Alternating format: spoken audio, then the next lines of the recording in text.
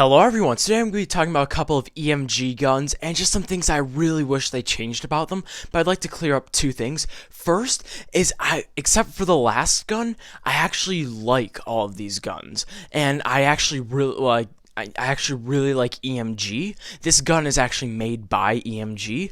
I think EMG is a fantastic brand. They do a lot of different things. They make a lot of unique M4s, which is something unique and M4 generally don't really go together. All I'm saying is this is not a video hating on EMG. I really like EMG. For the first three, it's mainly just like I wish they fixed this because I really like the rest of the gun. And I would just like to say the first three videos are more just the first three parts, first three guns are just like, okay, I'm not a big fan of these. Only the last gun is a gun that I actually legitimately dislike. So without any further ado, let's get into the video, because the last version I made was 17 minutes, and that's way too long.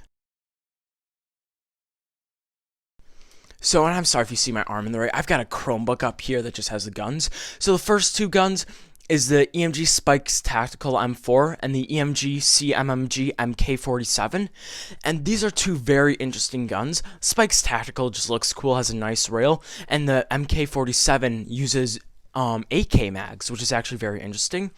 Two problems. First is CMOS MOSFETs. I hear they have desoldering issues on 11.1, like things actually melt on 11.1 LiPo, and also some microswitch breaking issues. Maybe that's been fixed, and if it has, it's great. But the main problem is how they advertise. Well, let me quickly check they do this for both of them. Oh, they only do this on the MK47, okay? But they have like these steel tooth piston rack, and they're the piston head and the piston are CNC machined aluminum, and they're high compression, and yet they've got this really good compression, and yet they use an O-ring, not an O-ring, I can't talk, a nozzle without an O-ring. All this good compression, and it's just ruined by a nozzle without an O-ring. Maybe they had a reason, maybe it's to get like perfect FPS, I don't know, but that just makes me so mad. Like, why have such good compression then not have an O-ring? I mean, I wish these I don't think these have high torque motors either.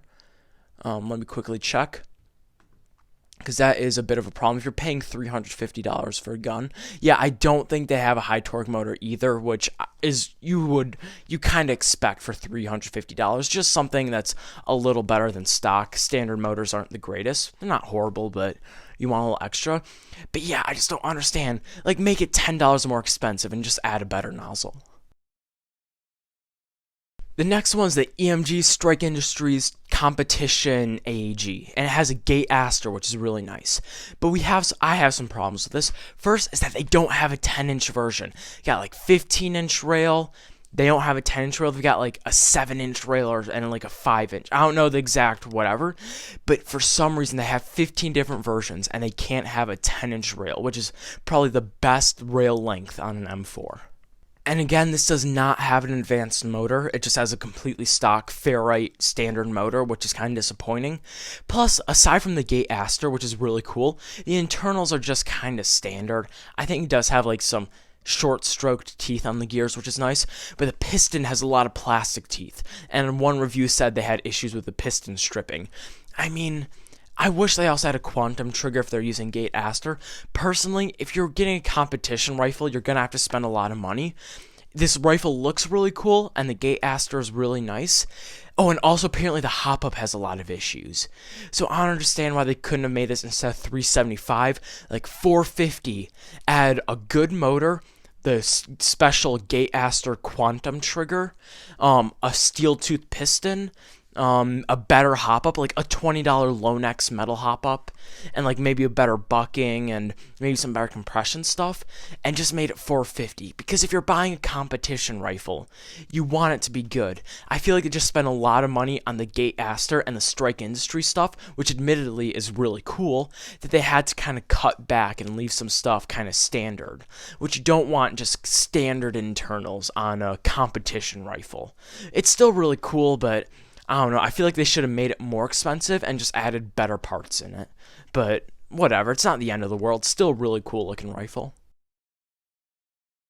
The next gun is the BDR, I cannot talk, 15. And this is a very interesting M4. So it's got this whole skeletonized look, which I love. I think it's really cool. Not a big fan of the upper receiver cuts though. It just seems kind of unnecessary. Also, if this gun does have electric blowback, that's dumb. I'm not sure if it does, but if it does, that's just so dumb because you don't buy an AEG for realism. So what's the point of electric blowback? It just wears down the gearbox faster. Like, I don't understand that. It might not have it, but if it does, that's kind of maybe not a deal breaker, but a problem right there.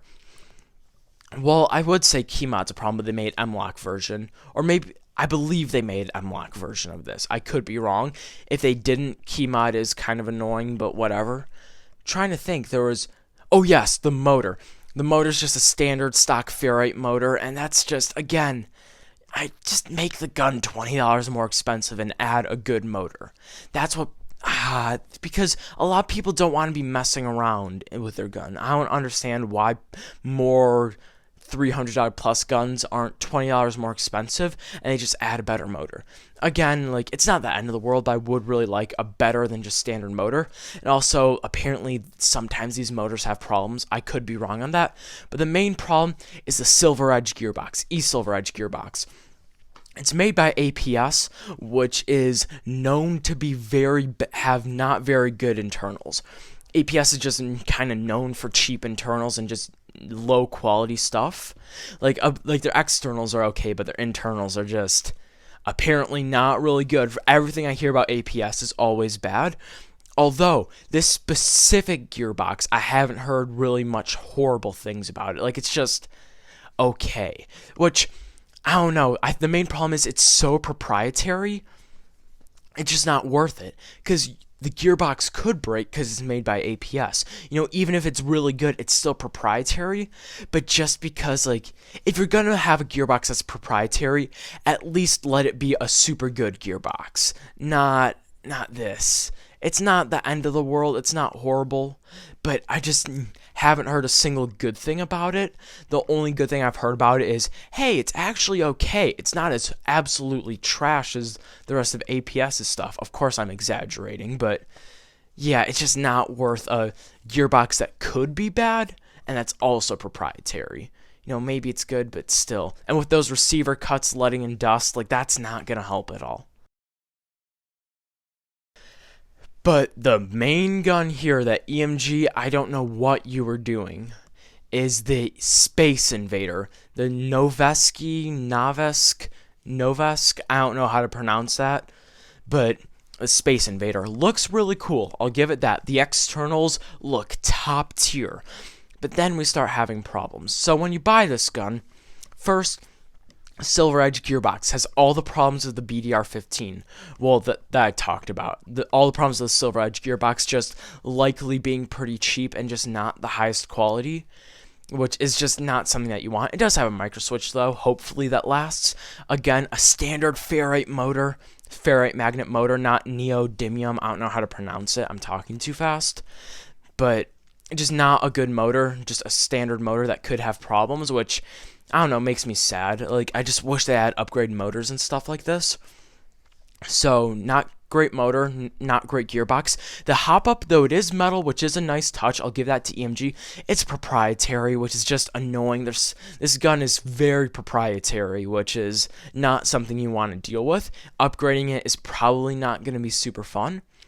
But the main problem with this gun, and why I would never buy a box of awesomeness if there's a chance of getting this, unless it's like really good, like a really good pistol with this, is because, first of all, when you buy this gun, you either need to spend $20 on a special battery or a buffer tube extension because it can't fit normal 11.1 1000 milliamp batteries, which I'm thankful that EMG made these things. They made the buffer extension and the special battery for it. That is really nice. But the fact that you can't use your normal 11.1 lipos is a little annoying. But the main thing, but you're hearing that, right? And you're like, why don't you like this gun? You're an overly positive person. Like, what's the problem with this gun?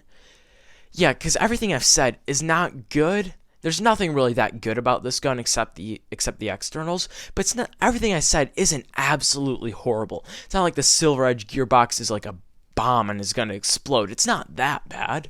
But the main problem we have here is the magazines, right? Magazines, high caps. Apparently they take forever to wind, which is just not something you want. I'm sorry. I got my wisdom teeth taken out a while ago, so I might sound a little weird. But yeah, high caps take forever to wind. From what I hear, they only hold 210 rounds, which just isn't, I don't know, that just kind of, I hate winding mags. I hate winding M4 mags. That's why I use mid caps. So this takes even longer to wind to get your shots. Like, apparently it's really bad, and that's not something I want. But not only are these magazines proprietary, right? But sorry, I don't like high caps, so I can just go get some mid caps, right? Fix the problem right there. Guess what? Not only are the mid caps, for no logo, they're $13, $15 with logo, which isn't horrible. They're proprietary. Something else proprietary. Yippee, I need to buy all new mags when I get this gun. They hold 48 rounds, which is probably going to be around at maximum 45, because BBs get stuck in the hop-up with any airsoft gun. When you pull out the magazine, a couple BBs fall out. So basically 45 round magazines for like $13. 48 rounds. G&G has just made an ARP magazine that holds like 170 rounds or something. And you're trying to charge me, because you have to buy these magazines, $13 for 45 rounds. Like, $15 for the ones with the logo. And it gets worse. They're not in stock. The mid caps aren't even in stock.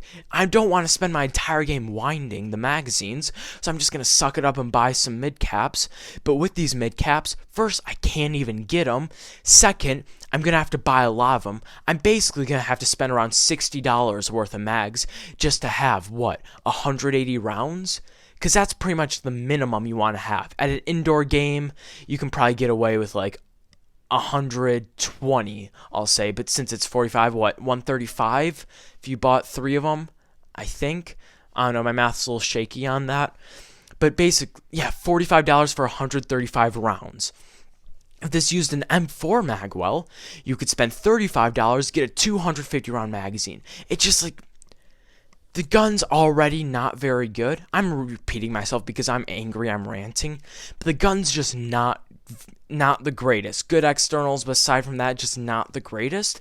Then you're expecting me to buy mid caps that hold 45 rounds. Like, 45? And they're not even in stock. I can't even get the mid caps. They used to say no stock. Now they say pre-order ETA December 2022. So I'm not using the high caps because I'm not going to waste my time winding.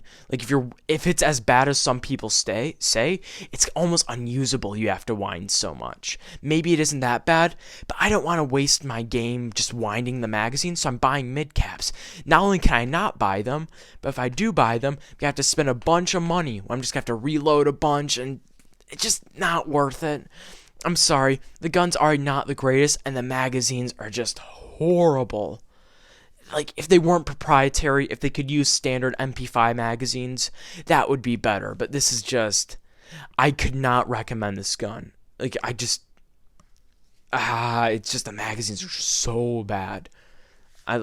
You can't even get them. Not only are they bad, but you can't even get them. I'm sorry. Such a horrible rant. This is like 6 minutes long.